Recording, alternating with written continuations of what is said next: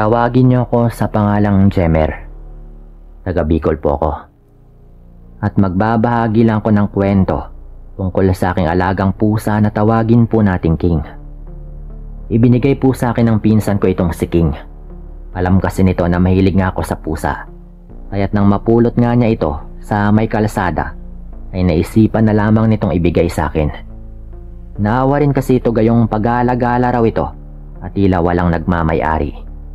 Masaya naman ako noon na dumating sa buhay ko itong si King. Inalagaan ko siya ng mabuti hanggang sa lumaki na nga ito. Naging malusog naman din siya dahil halos kain na tulog lang din yung kanyang ginagawa. Malimit po itong tumabi sa akin sa pagtulog. Kaya ganoon na lang kalapit yung loob ko sa kanya at maging siya rin ay ganoon din sa akin. Marahil ay ramdam rin po nitong talagang mahal ko siya. Nang tumagal nga sa akin si King, nakabisado ko na rin yung boses nito tuwing umingiyaw ito at maging yung kanyang ugali kapag nais niyang magpalambing sa akin. Hindi rin maiwasan noon na maobserbahan ko yung aking alaga tuwing may kinakatakutan ito. Katunayan po kasi niyan ay takot siya sa isa kong tiyuhin. Kaya't kapag nakikita po niya ito, walang tigil yung kanyang pagngiyaw habang nagtatago sa aking likuran. At kung saan man pwede niyang pagtaguan na hindi nga niya makita yung tiyuhin kong ito. Isang pagkakataon nga po noon, napansin kong tila hindi mapakali si King. Sinubukan ko siyang kargahin noon at pakiramdaman. Noon lang din nagpumigla sa pagkakahawak ko si King, kaya tinayaan ko na lang din siya at inilapag sa may sahig. Naglakad naman po ito palayo sa akin noon, kaya't wala na nga akong magawa kung hindi yung pabayaan na lang muna ito. Itinuon ko na lang yung pansin ko noon sa aking ginagawa. At kinahapunan nga po noon, hinanap ko si King pero hindi ko na siya makita. Nagtaka ko noon gayong paulit-ulit ko ring tinatawag yung kanyang pangalan. Pero wala akong naririnig na pagngiyaw nito bilang tugon. Napakunot na lamang ako noon ng aking noo dahil sa pagtataka gayong hindi naman ganoon sa akin yung pusa ko. Hinanap ko pa nga siya ng hinanap noon dahil naisip ko noon na baka natutulog lamang ito kung saan. Yun nga lang, mag-iisang oras na akong naghahanap ay hindi ko pa rin siya makita. Tinanong ko na nga noon yung aking ina kung nakita ba niya ito. Ngunit napailing na lang din yung nanay ko. At ayon dito, hindi nga niya napansin si King. Napailing na lang din ako noon dahil hindi ko talaga makita ito. Napaisip pa nga ako na baka lumabas yun ang aming tirahan nang hindi ko namamalayan. At nagpunta na sa kalapit naming bahay na meron ring alagang pusa. Pinagsabihan na lamang ako ni nanay noon. Nahayaan ko na lang at uwi rin naman yon. Wala akong nagawa noon kung hindi yung hintayin na lamang itong makauwi kung tama nga ba yung hinala naming gumala ito. At kinagabihan nga, pagkatapos naming kumain na hinanap ko ulit si King para sana ipakainin. Yun nga lang, kahit anong tawag ko ay wala talaga akong naririnig na pagngiyaw nito. Nabahala na nga ako noon dahil iniisip kong baka may nangyari ng hindi maganda sa kanya. Nagpaalam pa ako sa aking ina noon na hahanapin ko muna ito sa paligid. Habang hinahanap ko nga ito, tinatawag ko yung kanyang pangalan. At nung hindi ko pa rin po ito makita, napagpasahan ko na lang na umuwi. Nag-alala na nga ako noon para sa alaga ko pero kailangan ko na rin talagang umuwi. Sa paglipas ng mga oras noon, hindi pa rin ako nakakatulog. Minamatsagan ko nga yung paligid noon hanggang sa may naulinigan akong pagngiyaw sa labas ng bahay. Alam kong papalapit yon sa bahay dahil lumalakas nga yung pagkakarinig ko noon. Bumangon na nga ako sa higaan ko noon at nagpasyang lumabas sa aking kwarto upang tawagin si King.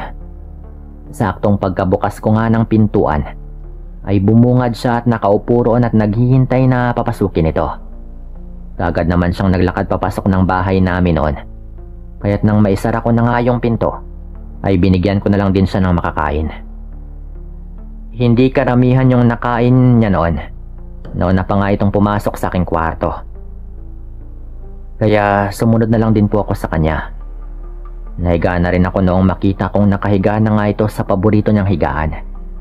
Dahil alam kong ligtas na nga yung alaga ko, ay nagpasya na rin po akong matulog.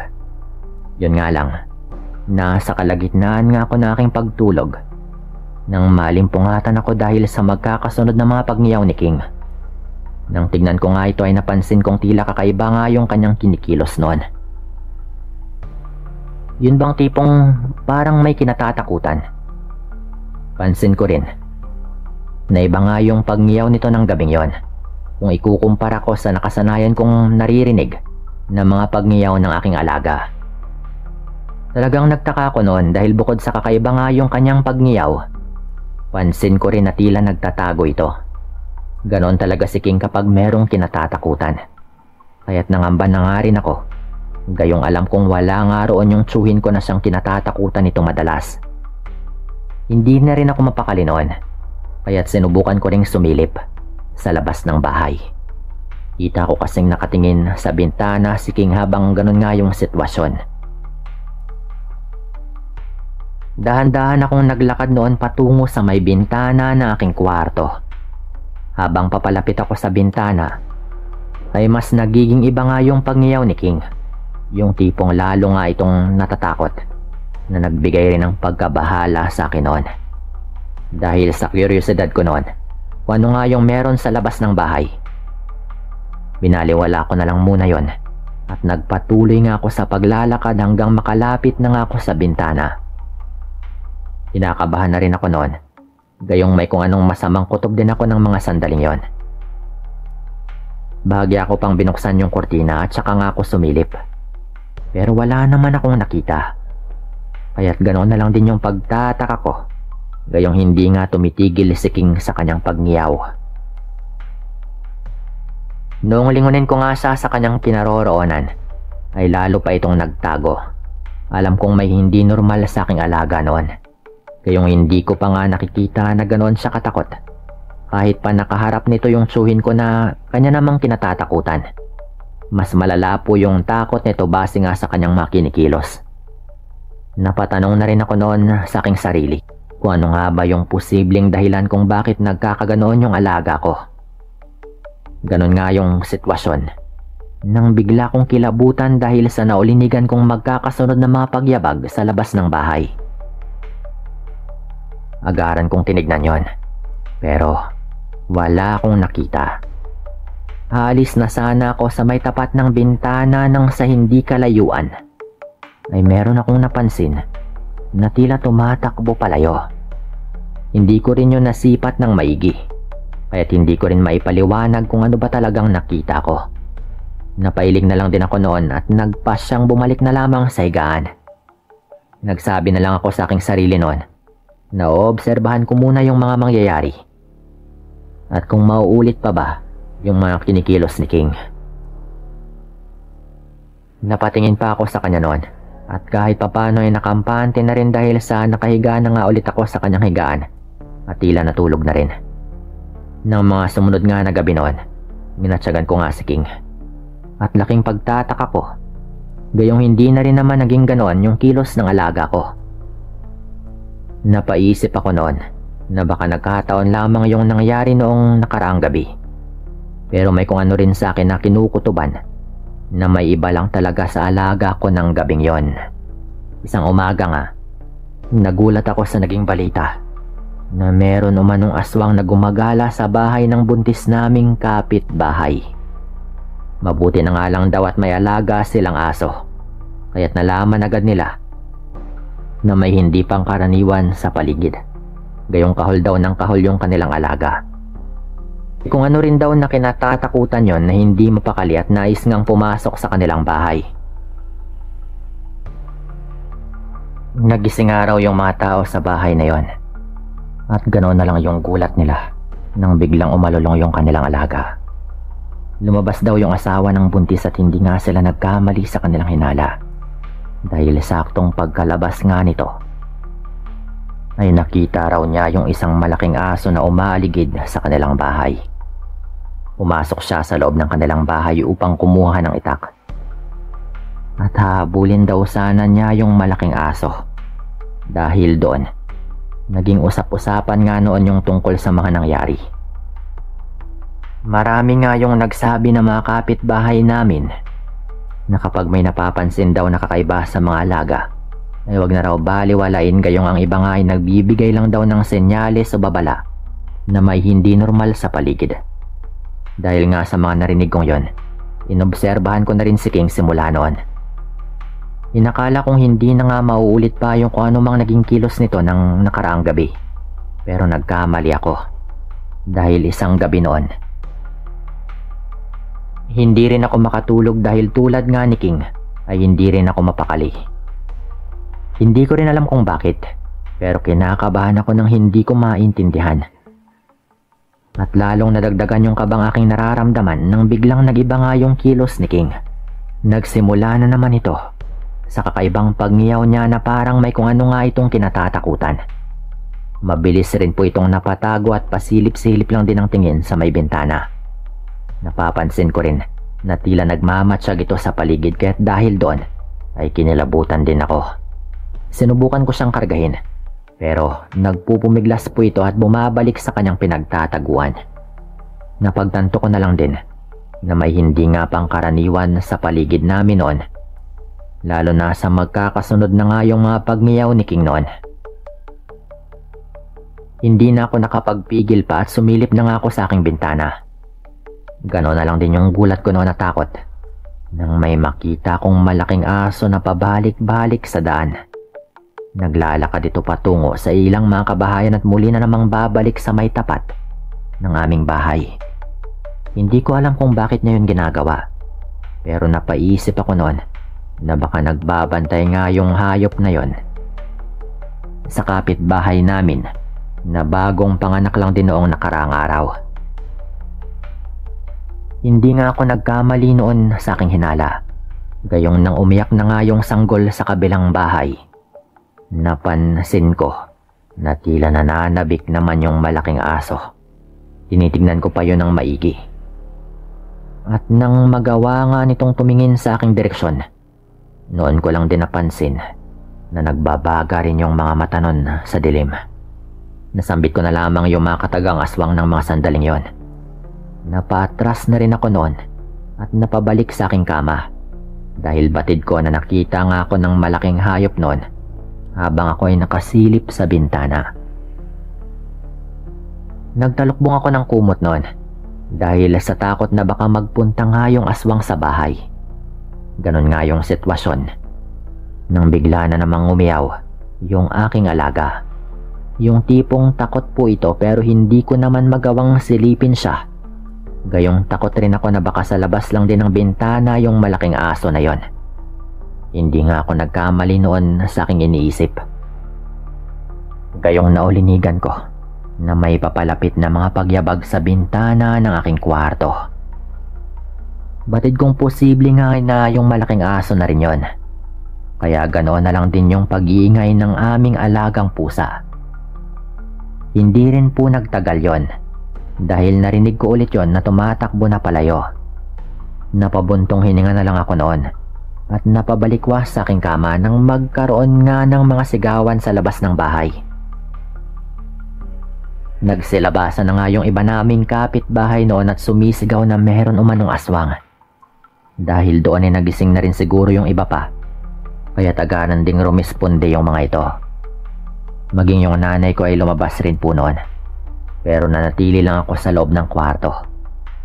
Kinarga ko na lamang noon si King na ng mga panahong yon ay tila kalmado na rin. Hindi ko na rin po nalaman yung mga sumunod pang nangyari at hindi ko rin talaga inalam upang sa gayon ay makatulog na rin ako. Simula nga po noon, tuwing nag-iiba ng kilos at huni itong si King, alam kong may kakaiba na nga sa paligid. At nang lumaon, hindi na rin naman naulit yung ganong pangyayari. Lalo na't gabi-gabing rumuronda yung mga kalalakihan at talagang hinahunting nila yung aswang na yon. Parang hindi na rin bumalik yung aswang noon sa aming lugar. May balita kasi noon na nasampulan daw yun ng isang kapitbahay namin at muntikan na raw mapatay. Pero nakatakas lang daw. Sa takot siguro ng aswang na baka madali na nga siya sa susunod nitong pagbisita, ay hindi na rin po niya ginagawa lalo at naalerto na rin yung mga kalalakihan sa baryo. Laking pasalamat ko naman noon kay King dahil kahit sa mga ganong bagay ay nagagawa po niya akong balaan. Dahil din doon ay minahal ko nga ng labis yung alaga kong yon. Pero sa paglipas ng mga taon ay nawala na rin po yun sa akin Namatay na rin po yon pero hindi ko siya malilimutan. Dito ko na rin tatapusin yung kwentong ito at maraming salamat po. Nagpapasalamat ako agad kung sakaling mapili man ninyo ito. Tawagin ninyo ako sa pangalang Makoy. Tunay ko itong palayaw. Taga Bataan po ako pero itatago ko na lang yung barangay kung saan nangyari ang kwento. At kung saan pa rin nga kami nakatira hanggang ngayon. Nakatira ako noon sa lola at lolo ko. Hiwalay kasi yung mga magulang ko kaya nagkahiwa-hiwalay din kaming magkakapatid. 5 kaming magkakapatid.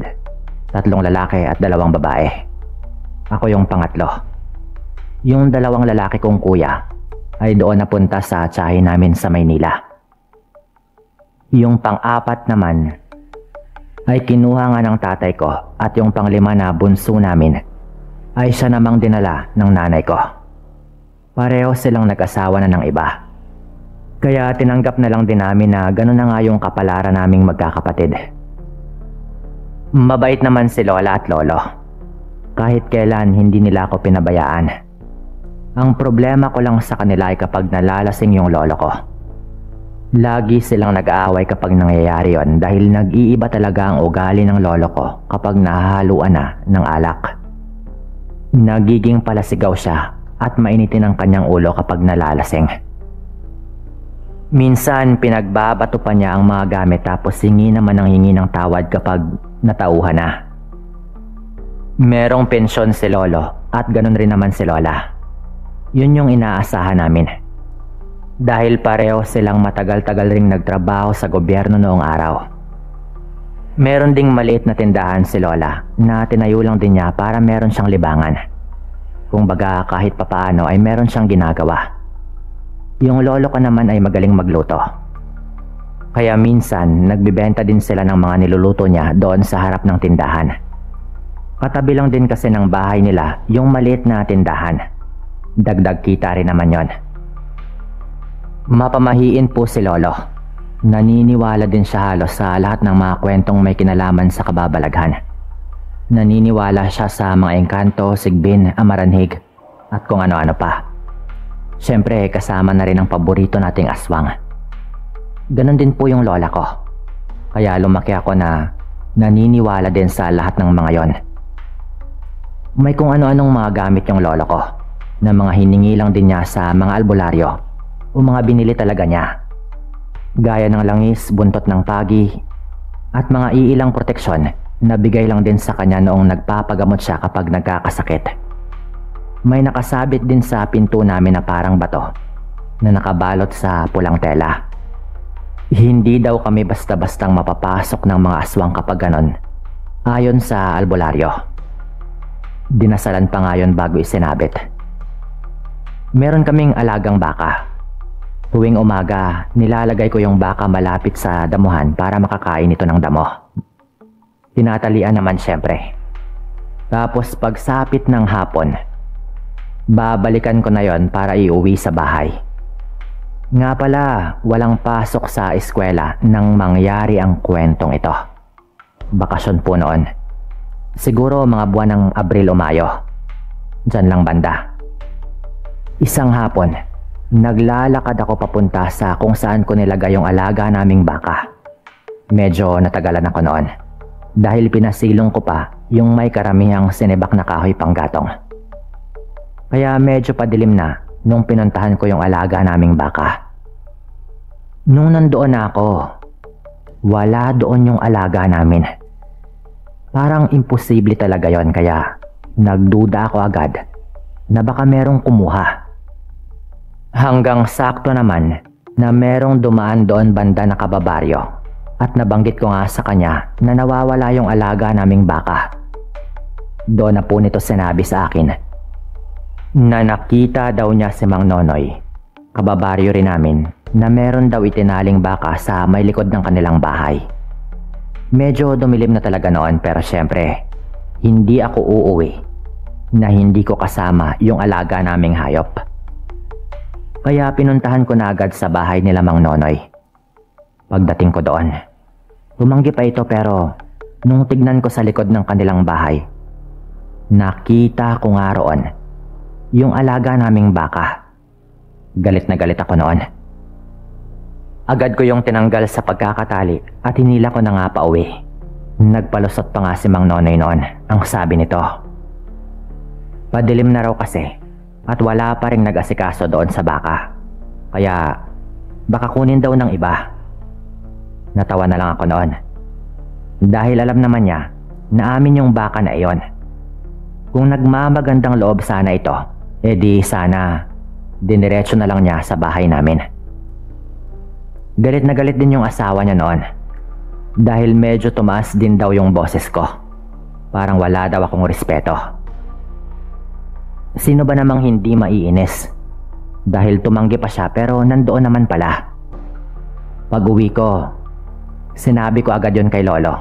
Dahil nagtanong din naman sila kung bakit inabutan raw talaga ako ng dilim at ang tagal ko daw kung makauwi. Galit na galit si Lolo noon nung malaman niya. Ayaw ko pa sanang sabihin pero hindi ko rin alam kung ano yung isasagot ko sa kanilang mga tanong. Nagkataong medyo nakainom si Lolo kaya pinuntahan niya talaga. Dito na nga po nagkagulo. Nagsimula na ang alitan.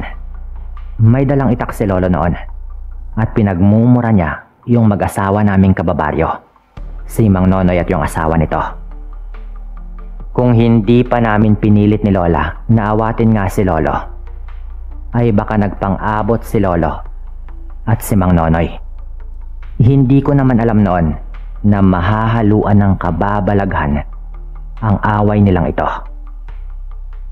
Isang araw lang pagkatapos ng gulo, nagulat kami noon, Sir Dan, dahil yung mga alaga naming manok nasa labas na lahat ng kulungan. Nagkalat at puro patay na. Doon palang magugulat ka na eh. Pero yung mas malala, yung iba po doon gutay-gutay na. Yung iba parang meron na ring bawas. Yun bang tipong parang kinagatan.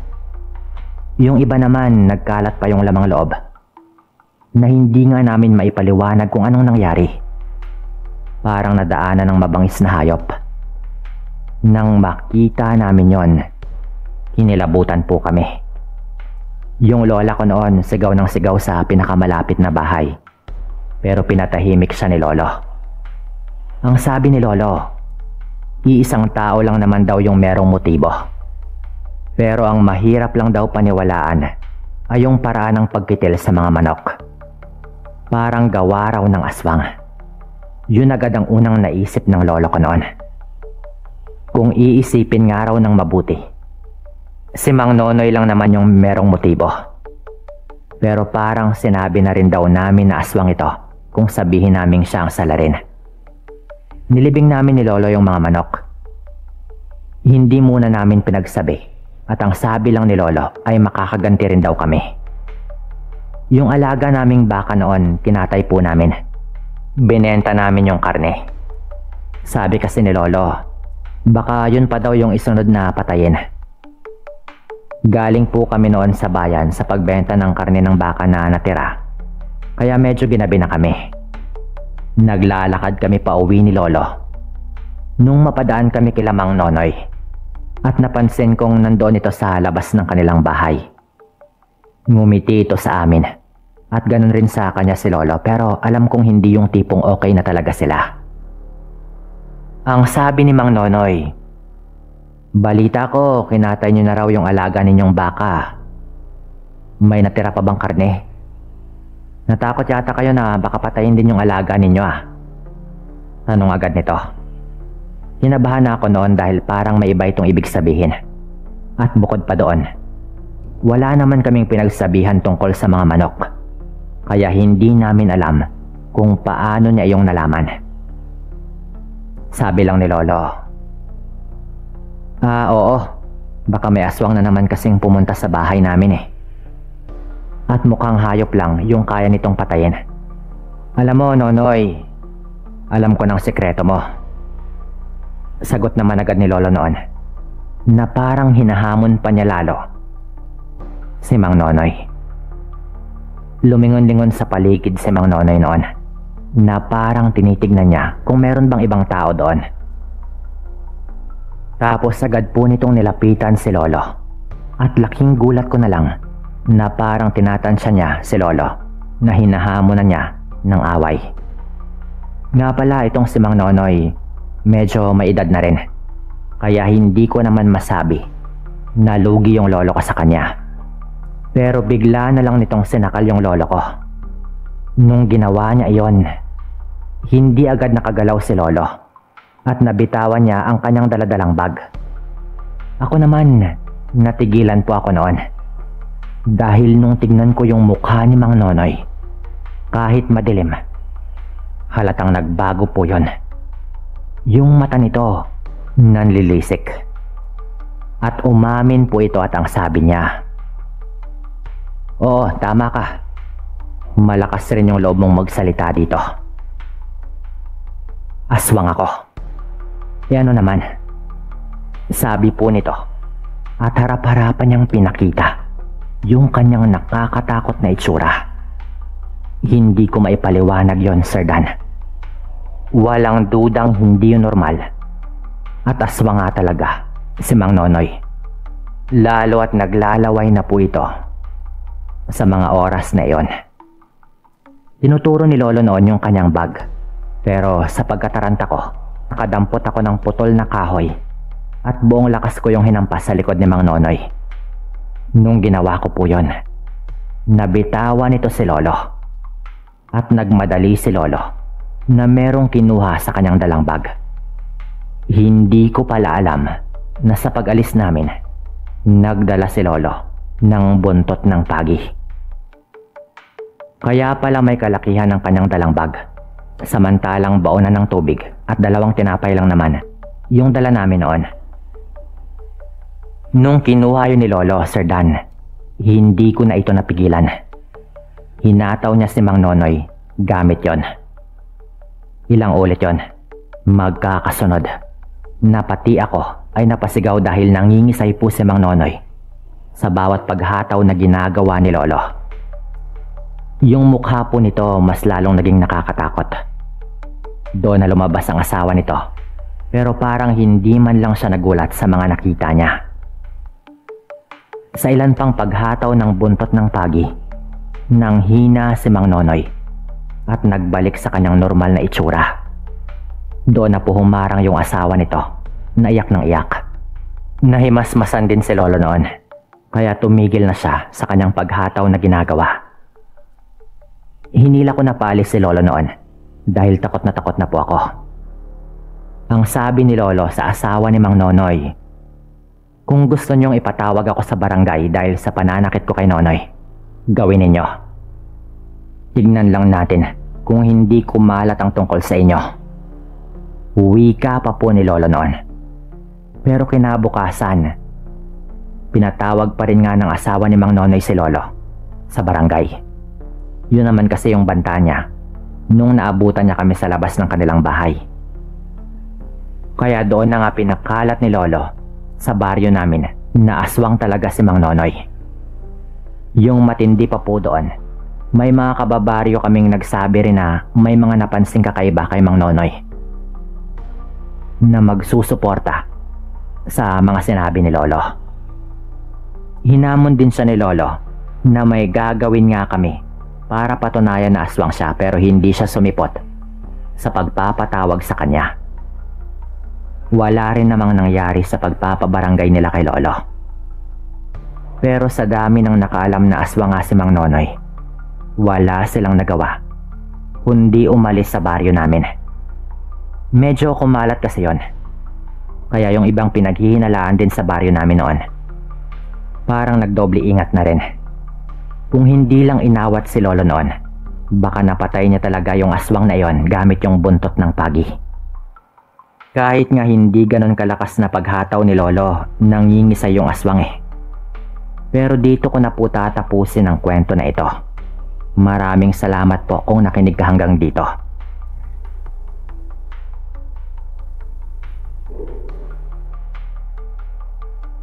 Bagong tagapakinig lamang po ako dito. Dahil nag-resign po ako sa aking trabaho para makapagpahinga naman ng konti at nadiskubre ko nga po itong channel ninyo. Ako po ay meron ding karanasan sa kung ano-anong kababalaghan, pero ang hindi ko talaga makakalimutan ay ang karanasan ko sa isang aswang. Nakatira ako sa probinsya po mismo ng Capiz, sa kung saan pinakamatunog ang usapang aswang. Para po sa akin ay hindi naman Capiz ang lugar na may pinakamaraming aswang. Pero sa lugar lang po talaga namin sumikat ang mga nilalang na yan. Gayunpaman, hindi po maitatanggi na meron din talagang aswang dito sa amin, gaya ng karamihan din sa mga lugar sa Pilipinas. Kung tama po yung pagkakaalala ko, mga taong 1991 nang mangyari itong kwento ko na ito. Kung kailan ako ay mga nasa 16 na taong gulang pa lamang. Tawagin niyo po ako sa pangalang Jomar. Nakatira po kami sa isang baryo sa Hamindan, isang bayan po sa Capiz, sa mga hindi nakakaalam. Hindi ko po intensyong manira sa lugar namin, at nangunguna na po ako na nasa inyo naman po kung maniniwala kayo o hindi. Doon po banda sa kinalalagyan ng bahay namin, 3 lamang po kaming magkakapit-bahay na magkakalapit. Yung iba po kasing mga bahay, nasa malayo naman po banda. Bale, yung bahay po namin yung nasa gitna. Itong bahay po namin ito ay parang bahay kubo lang talaga. Lalo at mahirap talaga ang buhay noon. 2 lang po kami ng nanay ko na magkasama sa bahay. Dahil naanakan lang po yung nanay ko nung nandoon po siya nagtrabaho sa Maynila. Nung mabuntis na po ito, tinakbuhan na po siya ng kanyang kasintahan. Dahil hindi alam ng nanay ko na meron na rin palang asawa yung lalaking yon. Ayoko pong tawagin siyang tatay dahil niloko po niya at sinaktan yung nanay ko. Kaya ang nangyari po noon, bumalik po yung nanay ko sa Capiz at dito po niya ako pinalaki. Yung 2 bahay naman pong malapit sa amin, medyo mas maganda po yung bahay. Gawa po sa tabla ang mga dingding at yero naman po yung kanilang bubong. Yung isa pa nga po ay merong 2 palapag. Dito po sa kapitbahay naming nakatira sa 2 palapag, nagsimula yung lahat. Yung nakatira po doon ay 3 babaeng magkakapatid. Tres Marias pa nga po namin kung tawagin noon. Pero sa kanilang 3 po, merong isa na medyo kakaiba ang ikinikilos. Walang iba kundi si Aling Delia. Hindi po tunay na pangalan. Yung unang nakapansin po ng kakaiba ay yung nanay ko. Ayon kay nanay, dumadaan daw sa doon banda sa bahay ng isa pa naming kapitbahay, na kung saan po yung nakatira naman ay ang mag-asawa na merong isang anak na sanggol pa. Sa may likod po ng bahay nila dumaan yung nanay ko. Dahil umulan po noon kaya medyo may baha po sa harap ng bahay nila. Kaya napilitan po yung nanay ko na dumaan sa may likod. Nagulat daw si nanay noon nang makita niya si Aling Delia na sumisilip sa bintana. Yung tipo daw ng pagsilip na parang yung buong atensyon nito ay nakabuhos lamang doon sa kung ano man ang kanyang tinitignan sa loob. Walang kamalay-malay yung isa naming kapitbahay na ginagawa na pala yon ni Aling Delia. Nilakasan po ni nanay yung tunog ng paglalakad para mapansin po siya ni Aling Delia, pero wala pa rin talaga. Kaya hindi na napigilan ng nanay ko na magtanong. Lalo at nakakapagtaka nga naman na gabi na pero sumisilip siya doon. "Delia, ano bang ginagawa mo riyan?" Tanong daw ng nanay ko noon, pero hindi daw siya nito sinagot na parang wala itong narinig. Bago pa man makapagsalita ulit yung nanay ko, bigla daw umiyak yung sanggol sa loob ng bahay. Yung tipong biglaan lang pero ang lakas po ng pagkakaiyak ng bata. Ganon na ganon raw po. Doon na talaga lumapit yung nanay ko at kinalabit daw po nito si Aling Delia. "Ano bang sinisilip mo sa loob?" Tanong daw ni nanay noon, at doon palang natauhan si Aling Delia. Gulat na gulat daw po ito, na parang nahimasmasan. At ni hindi nga raw ito nakapagsalita ng maayos, na nabubulol-bulol pa sa kanyang sagot. Sabay agad rin daw na umalis. Parang nahuli talaga kasi ito ni nanay eh. Yung narinig lang daw ni nanay sa kanyang mga sagot ay napadaan lang din daw ito at sumilip lang nung umiiyak yung bata. Sa isip ni nanay noon, paano namang nangyari yon? Nakasilip naman agad ito bago pa man umiyak yung sanggol sa loob. Ang bilis daw nitong naglakad paalis na hindi na nag-abala pa yung nanay ko. Nahabulin ito. Nung ikwinento po sa akin yon ng nanay ko, natawa pa nga po ako sa kanyang mga sinabi na baka daw hindi pang karaniwan ang pagkatao ni Aling Delia. Ang sabi ko po noon ay nag-iisip lamang masyado yung nanay ko at baka dahil doon kaya mali-mali na siya ng kanyang mga napansin. Hindi ko naman po alam na kakainin ko lang din pala bandang huli ang aking mga sinabi. Isang gabi po noon na hindi ako makatulog. Bumangon po ako sa higaan at dumungaw lang sa bintana. Titignan ko lang sana sandali yung nasa labas at iinom ng tubig. Kaya bumangon ako. At nakasanayan ko na rin talagang dumungaw doon sa bintana namin. Ngunit nung dinungaw ko po, meron nga pong biglang nahagip yung aking mga mata na merong nakatayo doon sa may bintana sa ikalawang palapag kung nasaan naroon ang kwarto ni Aling Delia. Naalam ko po syempre dahil kapitbahay po nito kami at madalas po itong dumungaw sa bintana. Pero sa punto po na yon, nakatayo po talaga ang isang babae doon sa may bintana na nung tinignan ko nga po ay sigurado akong si Aling Delia. Diretso lang po ang tingin nito at nakaharap po ito sa isa pa naming kapitbahay. Napatingin na ako noon at binabantayan ko ang kilos nito. Sakto po kasi talaga ang kinalalagyan ng bintana niya sa kung saan din po nakaharap ang bintana ko. Kaya ang ginawa ko, binantayan ko lang po ito sandali. Ngunit lumipas na po noon yung siguro mga 5 minuto. Pero nakaganon pa rin po ito sa bintana. Nakatayo lamang at hindi gumagalaw masyado. Nung mga oras po na yon, nagsimula naman pong umiyak yung sanggol sa kabilang bahay. Kaya narinig ko nga po na parang nagagalit na po yung ama ng sanggol. Natawagin po nating Kuya Jerry. Iyak po ng iyak yung sanggol at narinig ko na nga pong sumigaw yung tatay ng sanggol ng ganito. Hayop kang aswang ka. Alam kong nariyan ka lang. Sinabi na ng albularyo sa amin na inaaswang daw yung anak namin. Magpakita ka. Sigaw po noon ng tatay ng bata. Na malamang ay napuno na nga po. Lalo at ilang araw na ring nagkakaganon ang kanilang anak. Kaya nga umabot sa punto na nagpaalbularyo na sila. Nung sumigaw po ng ganon si Kuya Jerry, doon ko palang po napansing gumalaw na po si Aling Delia sa kanyang kinatatayuan.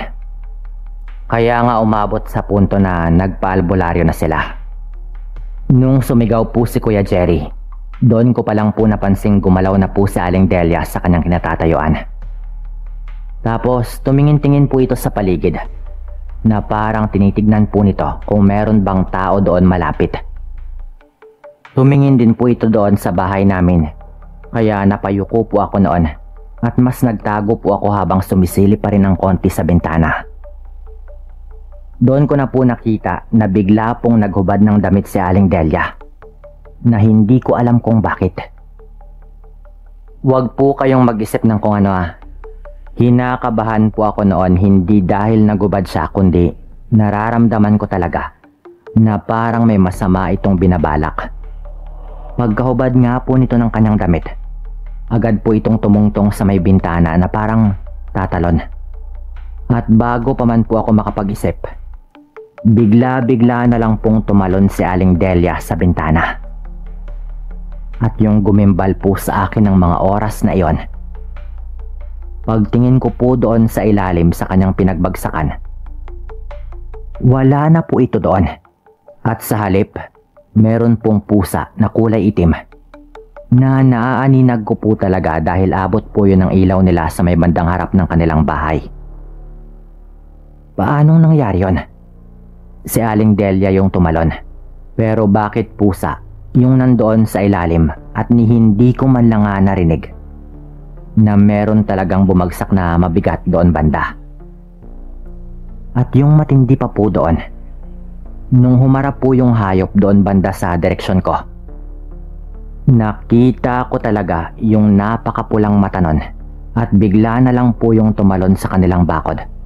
Sabay tumakbo papunta po doon sa kabilang bahay kung saan tuloy-tuloy pa rin po ang pag-iyak ng sanggol. Grabing kaba na po yung nararamdaman ko noon dahil sa aking mga nakita. Pero mas lalo pa po akong nalito nung sumigaw po si Kuya Jerry na binanggit po nito yung pangalang Helen na pangalan nga po ng nanay ko. Ate Helen, alam kong aswang ka. Hayop ka, tigilan mo ng anak ko. Sabi ng albularyo, kapitbahay lang daw namin ang umaaswang sa anak namin. Kaya lumabas ka na dyan. Sigaw pa po ni Kuya Jerry noon na yung nanay ko pa po talaga ang kanyang pinagbintangan. Kaya nagmadali ako noon at tinignan ko si nanay sa kwarto at kakagising lang po nito dahil nga sa pagsigaw ni Kuya Jerry. Litong-lito po yung nanay ko noon kaya lumabas po kami noon para klaruhin ang lahat. Talagang sumigaw po ako noon para linawin ang pangalan ng nanay ko.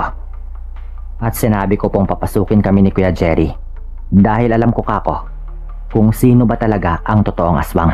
Dahil po doon ay pinapasok naman po kami ni Kuya Jerry. At habang sinasabi ko po sa kanya ang lahat ng aking mga nasaksihan at binanggit ko po mismo ang pangalan ni Aling Delia, nakarinig po kami agad ng kalabog sa pinto sa may kusina. At sinundan pa po yun ng makailang ulit na talagang galit na galit.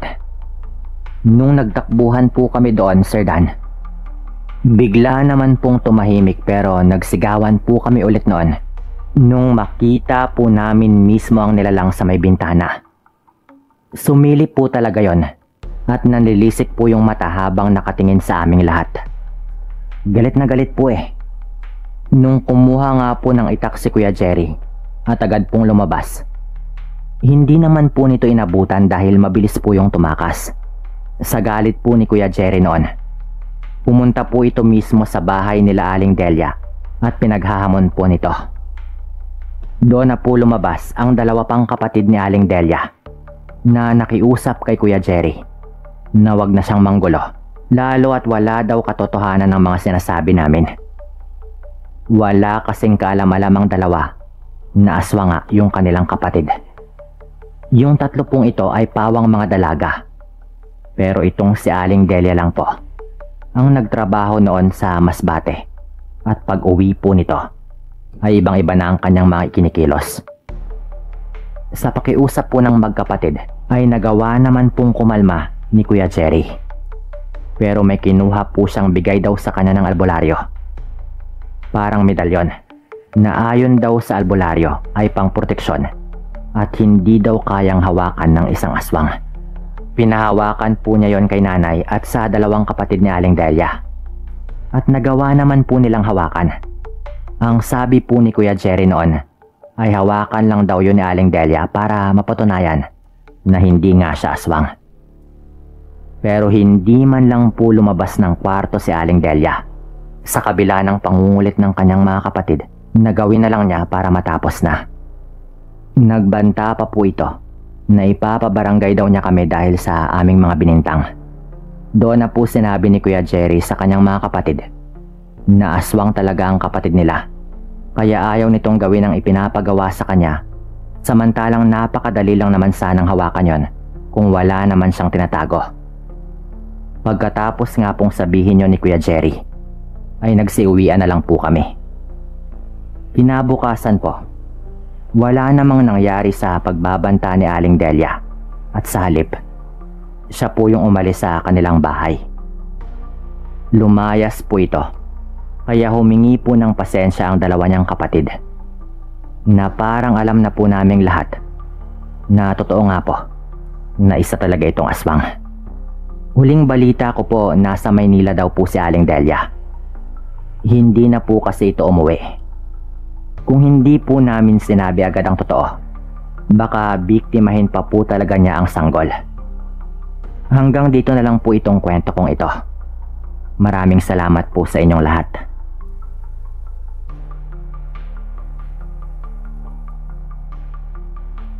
May nangyari po kasi noon na nagdulot ng pagbabago ng pananaw namin sa mga bagay na para sa karamihan ay walang basehan at katotohanan.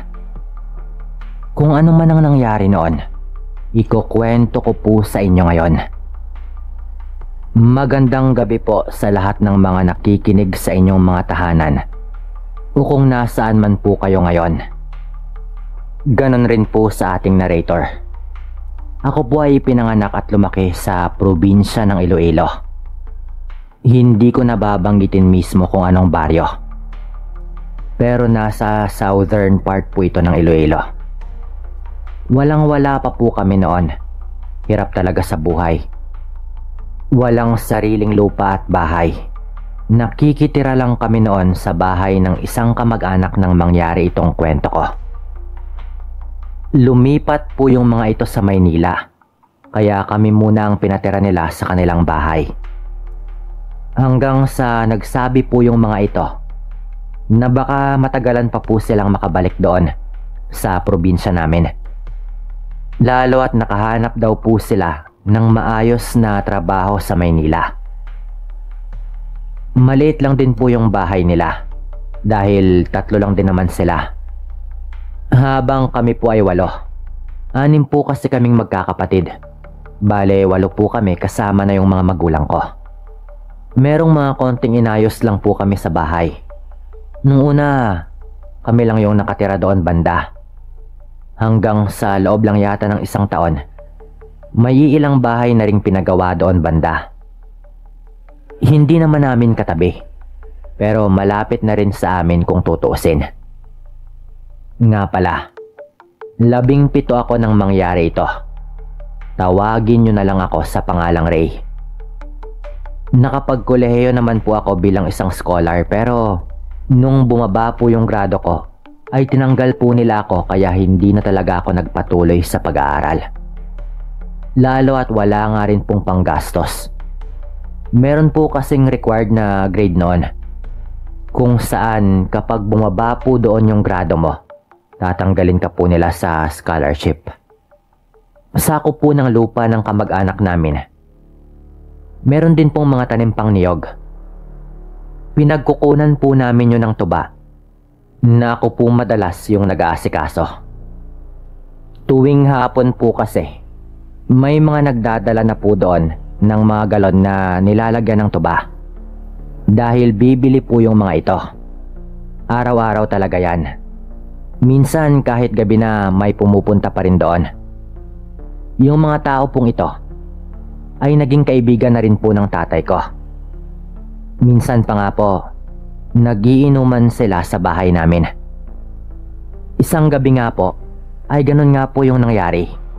May nakainuman yung tatay ko doon sa bahay namin. Si Mang Ronnie. Taga doon lang din po sa baryo. Pero medyo malayo ang bahay nila sa amin. Siyempre, tuba lang din po yung kanilang iinumin. Bandang mga 8:00 po, nagsabi na po si Mang Ronnie na uuwi na po ito. Dahil medyo bungangera yung asawa nito, kaya hindi na raw niya aantayin pa. Napuntahan siya ng kanyang asawa sa bahay namin mismo.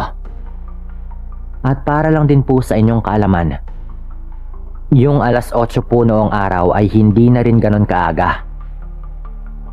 Oras na rin po yan ang pagtulog ng marami noon sa lugar namin. Dahil bukod sa wala pang kuryente, ay wala ring mga radyo pa ang marami noon. Ayaw rin naman ni Mang Ronnie na umuwi siyang lasing.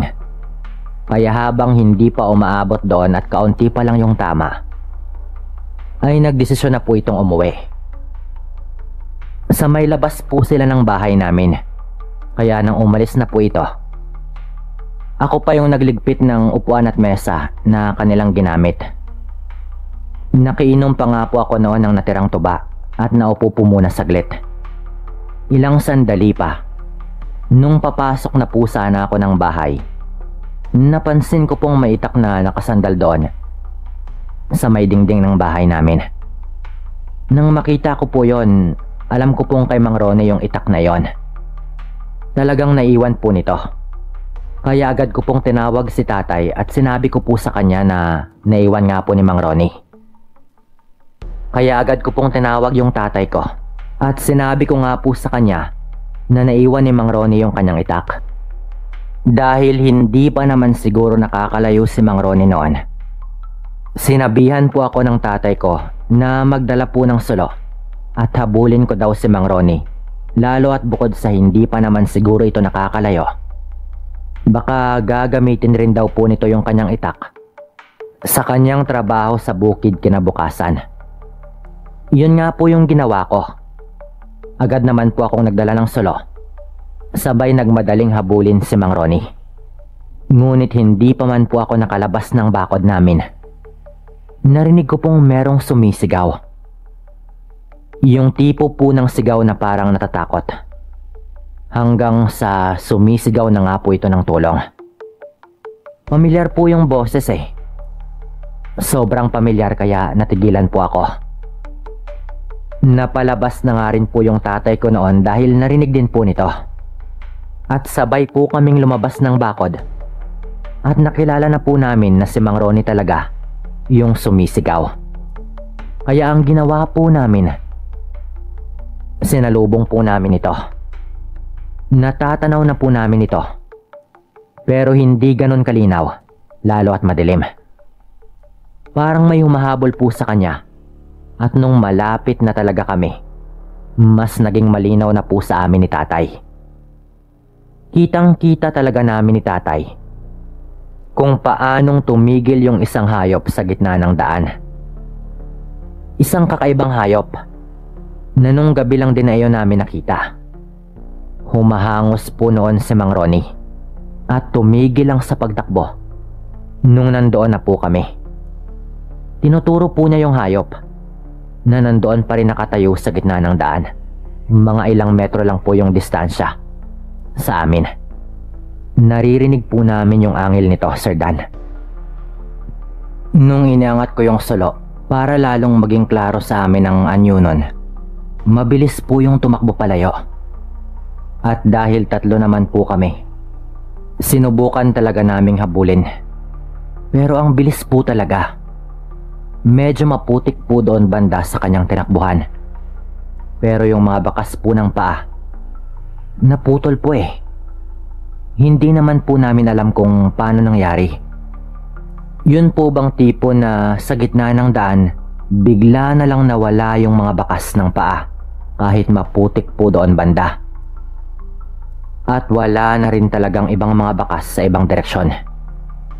Talagang nalito po kami kung paano nangyari yon. Ang nasa isip lang po namin, baka tumalon sa mga puno, pero paano?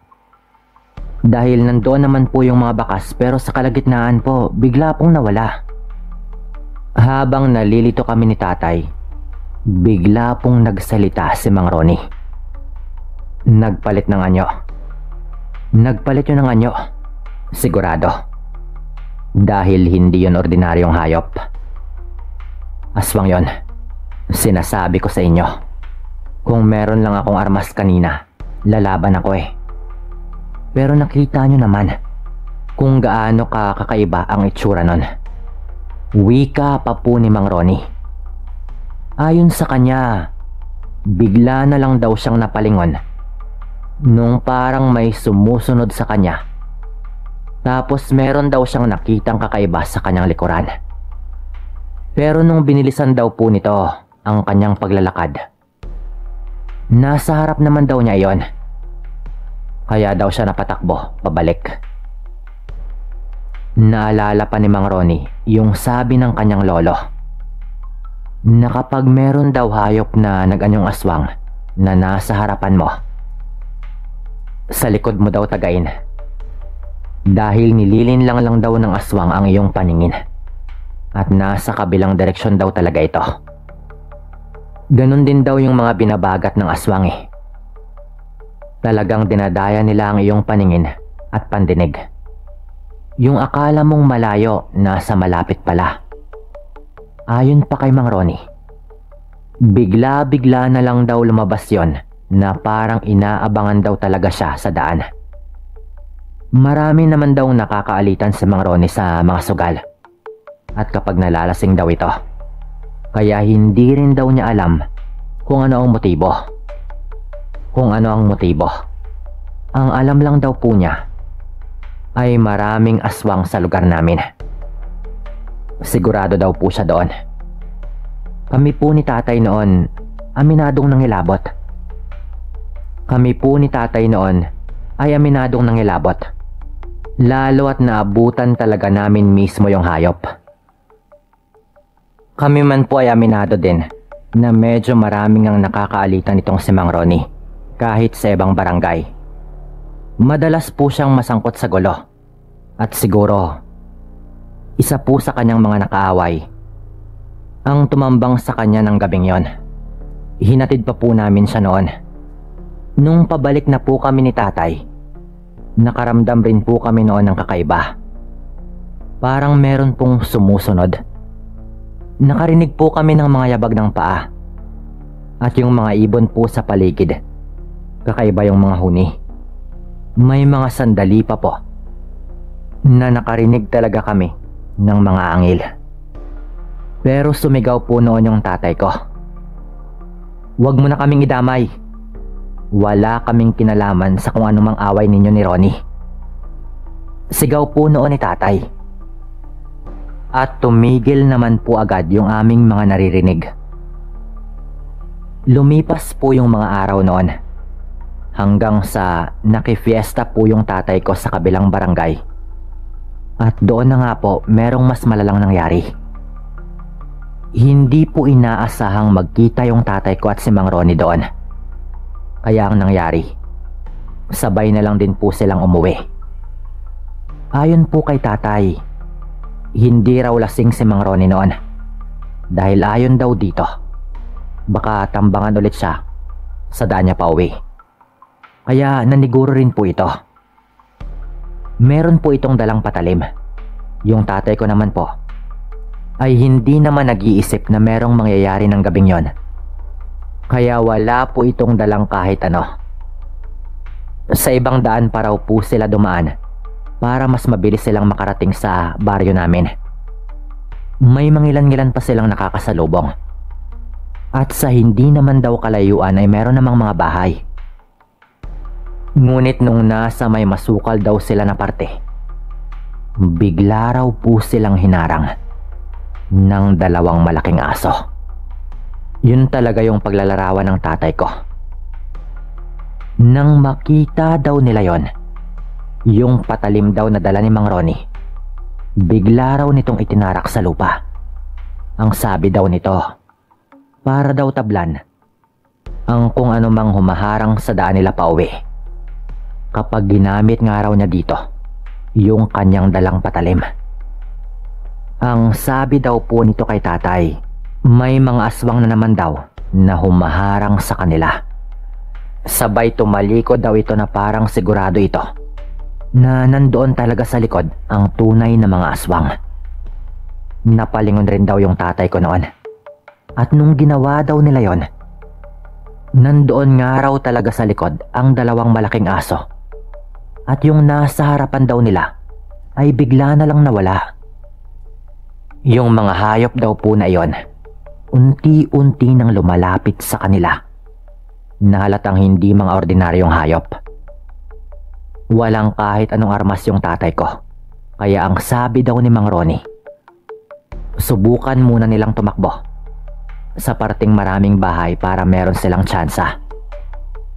Kaya pinatakbo raw nito si tatay.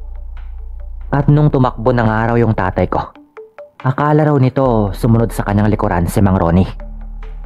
Pero nung napalingon daw siya, sa kabilang direksyon naman daw pala tumakbo si Mang Ronnie. Na parang ginawa lang pala niya iyon para mahiwalay sa kanya yung tatay ko. Siguro ay dahil daw ayaw nitong mapahamak yung tatay ko. lalo at wala naman nga itong kinalaman. Dumiretso na lang daw si tatay sa isang bahay at humingi ng tulong. Agad naman daw siyang tinulungan ng dalawang lalaking nakatira doon. Nung tumakbo na sila sa direksyon kung saan yun nangyayari, narinig pa daw nila ang boses ni Mang Ronnie na humihingi ng tulong at sumisigaw raw ito na meron ngang mga aswang. Nung dumating na raw po sila sa pinanggagalingan ng boses, doon daw nila nakitang gumagapang na at duguan si Mang Ronnie, habang naabutan pa raw nila na merong tumakbong mga hayop. Yung patalim raw po ni Mang Ronnie, balot rin ng dugo. Meron daw itong mga tinamong mga sugat at merong isang maluba sa may bandang tagiliran. Parang sinaksak raw po pero mas malala. Naidala pa sa ospital si Mang Ronnie pero hindi rin nagtagal ang buhay nito. Sa investigasyon daw po noon, walang naniniwala kila tatay na hindi tao yung may gawa kay Mang Ronnie. Kahit nga raw yung dalawang lalaki, saksi rin na may naabutan pa silang hayop pero ayon daw sa mga otoridad, tao lang daw talagang may galit kay Mang Ronnie ang posibleng may gawa nun. Walang naniniwala kahit sa mga sinabi mismo ni Mang Ronnie. At bago daw ito mamatay, sinabi daw nito na baka nakapatay rin siya ng isa sa mga aswang dahil nagawa rin daw niyang saksakin ng makailang ulit ang isa daw po doon sa mga nag-anyong hayop. Pagkatapos po nun, napalipat po kami ng tirahan nun eh. Talagang napilitan kami. Lalo at kahit walang naniniwala, baka pati si tatay ay damay ng mga aswang. Nakakatawa man po para sa iba na lumipat talaga kami dahil natakot kami sa mga aswang. Ngunit ayon nga po kay nanay, mas okay na lang na makasigurado kami kaysa naman pagsisihan namin na hindi kami lumipat. Bahala na po yung mga hindi naniniwala pero yun talaga yung aming mga nasaksihan. Mas mabuti nang mag-ingat kaysa madali ka ng isang nilalang na hindi mo pinaniniwalaan at huli na nang malaman mong totoo pala. Maraming salamat po at hanggang dito na lang.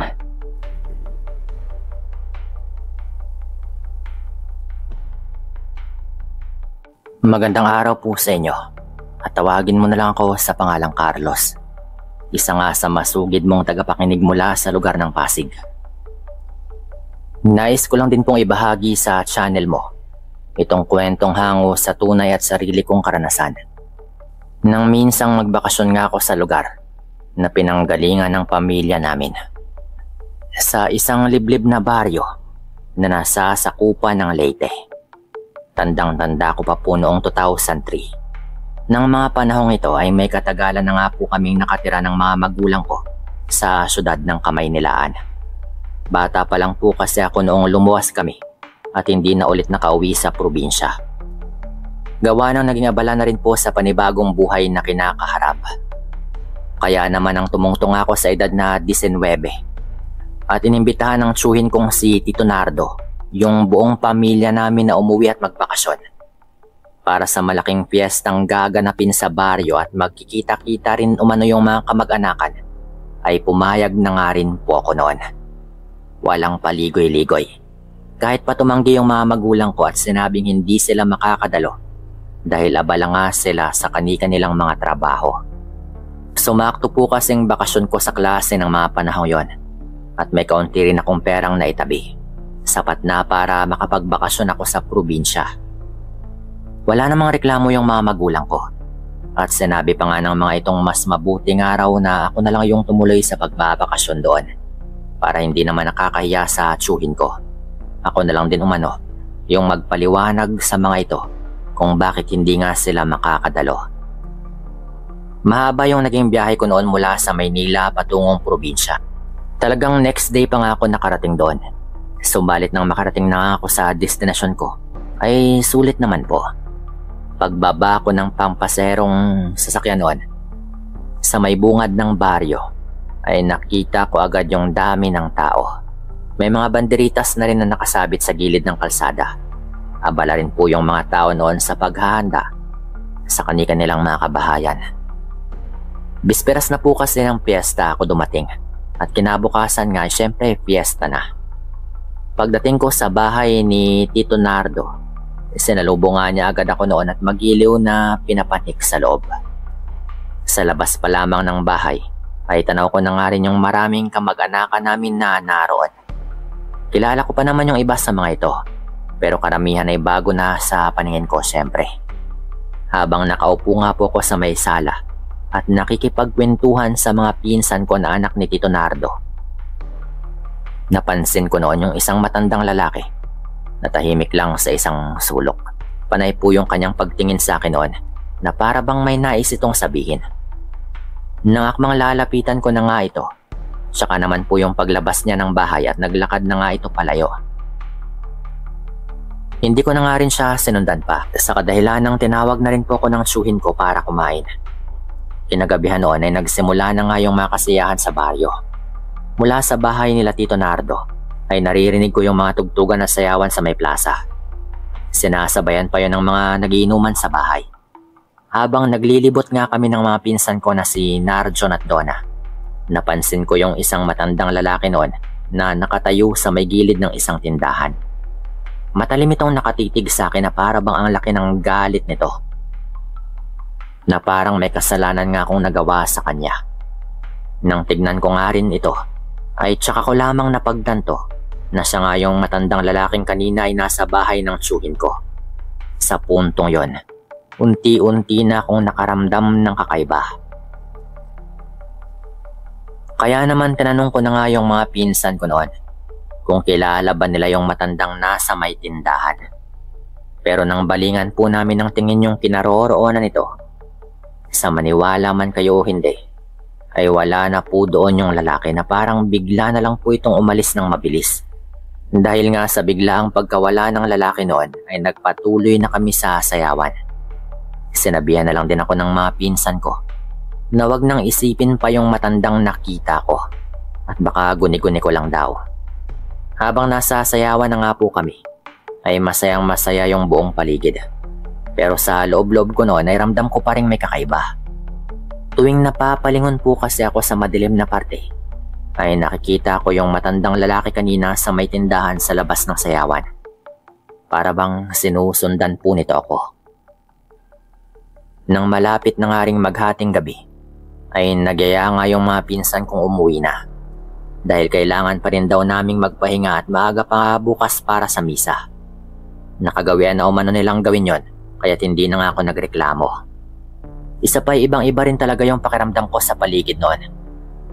Magpahanggang sa mga oras po kasi na yon, ay nakikita ko pa rin yung matandang lalaki na sinusundan ako ng matalim na tingin.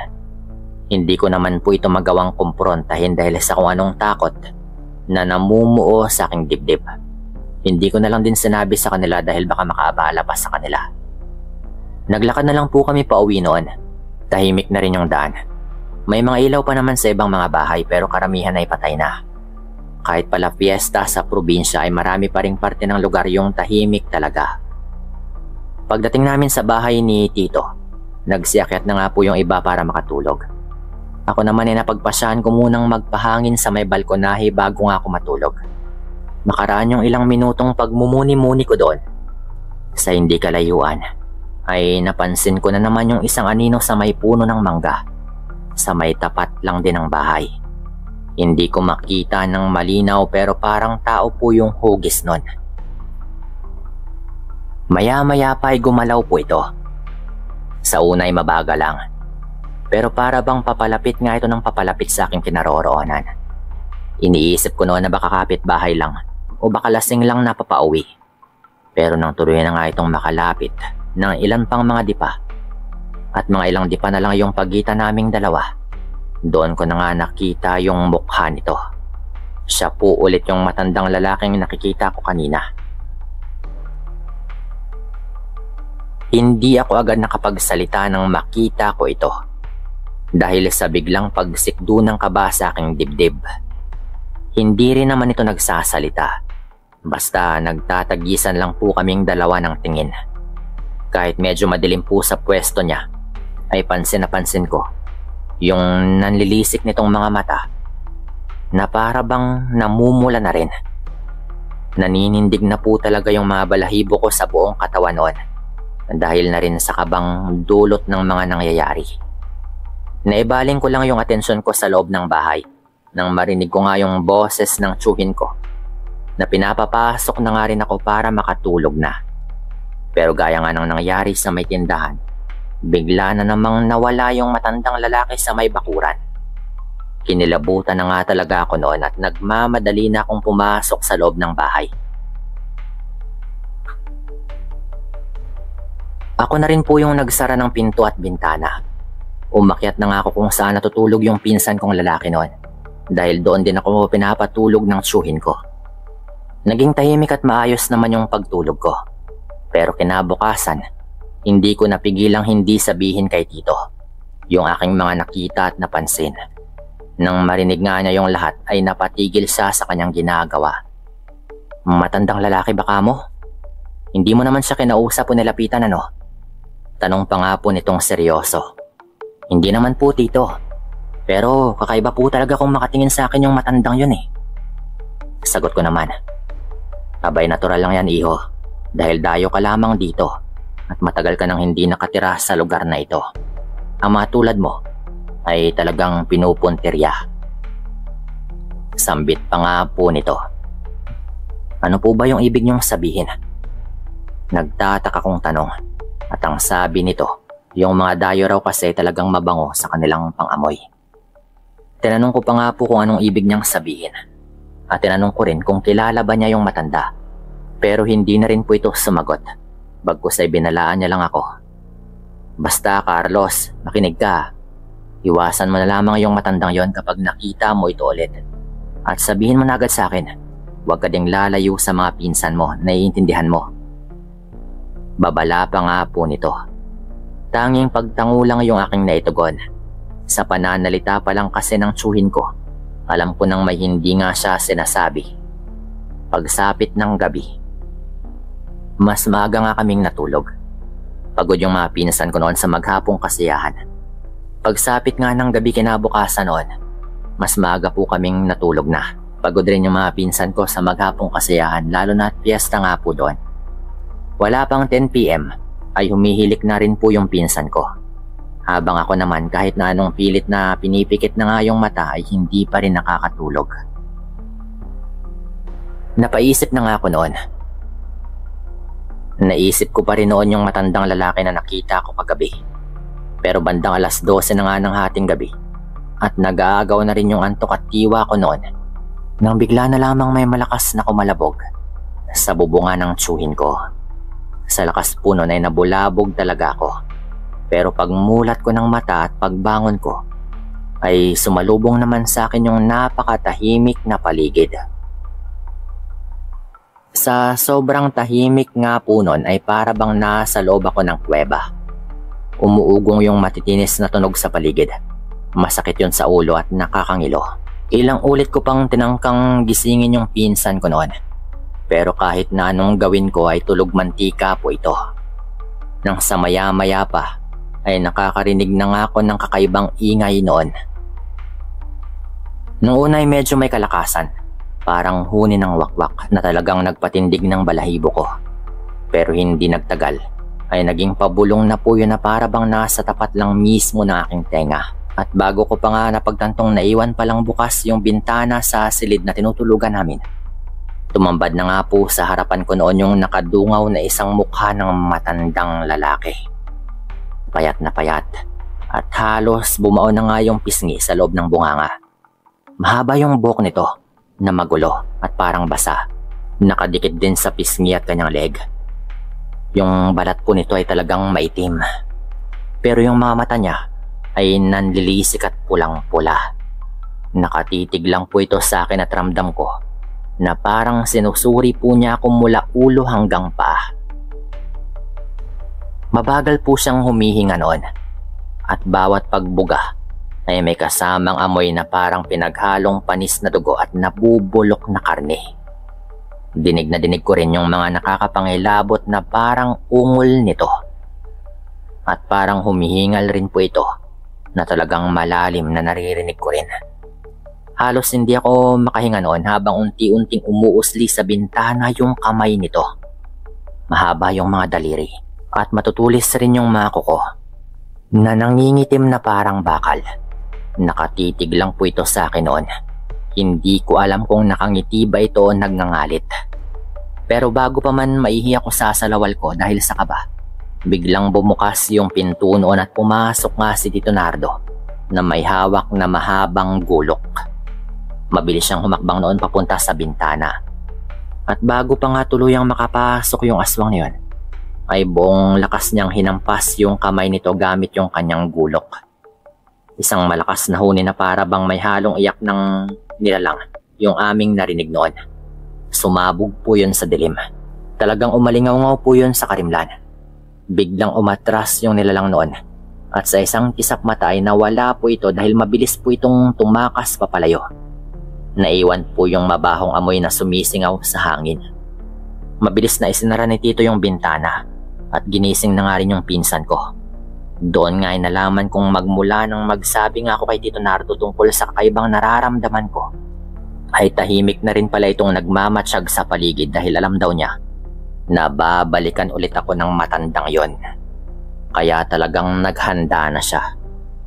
Hindi ako halos nakadulog ng buong magdamag at kinaumagahan rin. Napagpasya na nga po naming mas mabuting bumalik na ako sa syudad. Ang sabi ni Tito, delikado raw ko sa baryo nila. Lalo at parang kinukursunadahan na raw ako. Mukhang hindi naman daw ako namarkahan. Kaya't okay lang daw kung agaran na akong umuwi. Malakas rin daw kasi yung kutob niya na talagang ako raw yung pakay ng aswang ngayon. Dahil dayo lang ako sa probinsya. Subalit bago nga ako umalis noon ay nabanggit rin ni Tito na tuwing pista raw ay may mga gumagala raw talagang aswang sa baryo nila. Kaya talagang pinapayo nila na magdoble ingat. Lalo na kapag dayo. Hindi ko na nga po tinapos yung sana ilang araw kong bakasyon. Mula po noon, tuwing may nagyayaya sa akin na bumalik ng Leyte, kapag pista, palagi ko na lang pong sinasabi na hindi ako pwede. Hindi dahil ayaw ko doon, kundi dahil ayaw ko nang maulit pa yung aking mga naranasan. Yung gabing nakakita nga ako ng aswang na gumagala tuwing pista. Hanggang sa kasalukuyan ay hindi pa rin po nasusundan yung pagbisita ko doon noong 2003. Hanggang dito na lang din po ito at maraming salamat sa inyong lahat.